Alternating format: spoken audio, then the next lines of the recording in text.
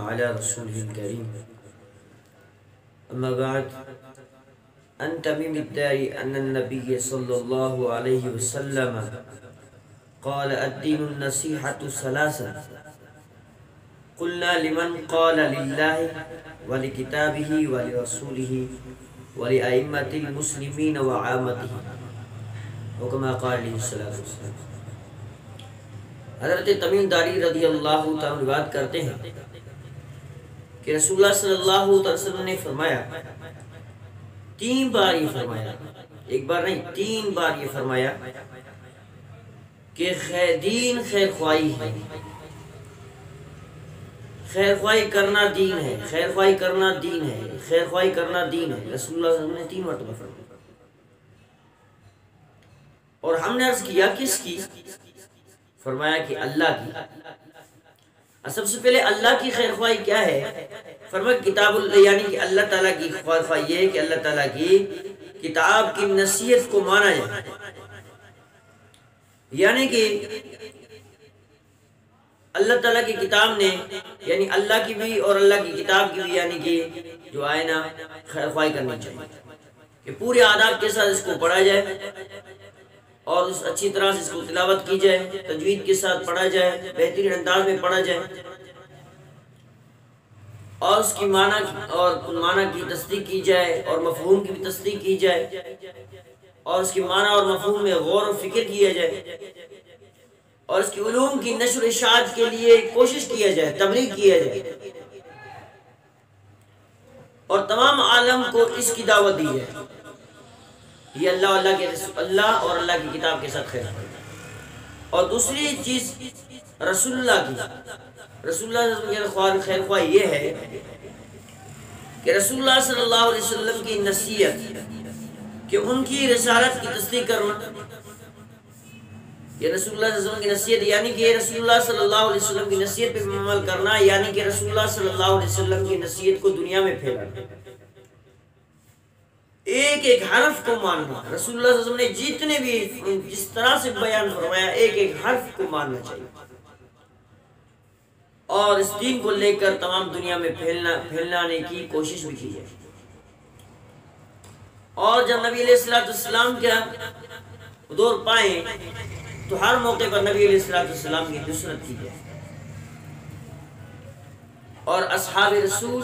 اور اہل بیت رسول صلی اللہ علیہ وسلم سے محبت کی جائے.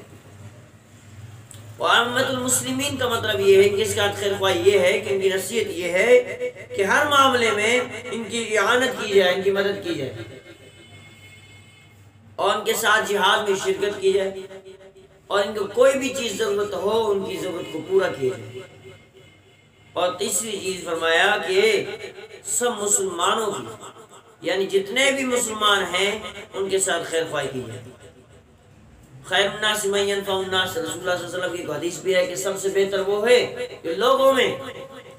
من ينفع الناس، جو لوگوں کو نفع پہنچائے، ایمانداری کے ساتھ بآسانی لوگوں تک جو ہے دین پہنچایا جائے، غداری نہ کرے، کسی کو دھوکہ نہ دے. اور دھوکہ دینے والا اللہ کو پسند نہیں، رسول اللہ کو بھی پسند نہیں ہے، کیونکہ رسول خدا صلی اللہ علیہ وسلم نے خود فرمایا کہ من غشنا فلیس منا، اس نے دھوکہ دے وہ ہم سے. حضرت حذیفہ رضی اللہ عنہ سے روایت ہے کہ رسول اللہ صلی اللہ علیہ وسلم نے فرمایا کہ جو شخص مسلمانوں کے معاملات کی کوئی پرواہ نہیں کرتا، مسلمانوں کے معاملات کی کوئی پرواہ نہیں کرتا، اس کا مسلمانوں سے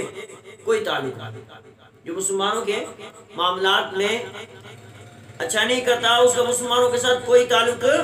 نہیں ہے. اور جس شخص نے صبح سے شام یا شام سے صبح تک خدا تعالیٰ اور اس کے رسول اور اس کی کتاب اور عام مسلمانوں کی خیر خواہی سے غفلت اختیار کی، اس کا بھی مسلمانوں سے کوئی رشتہ نہیں.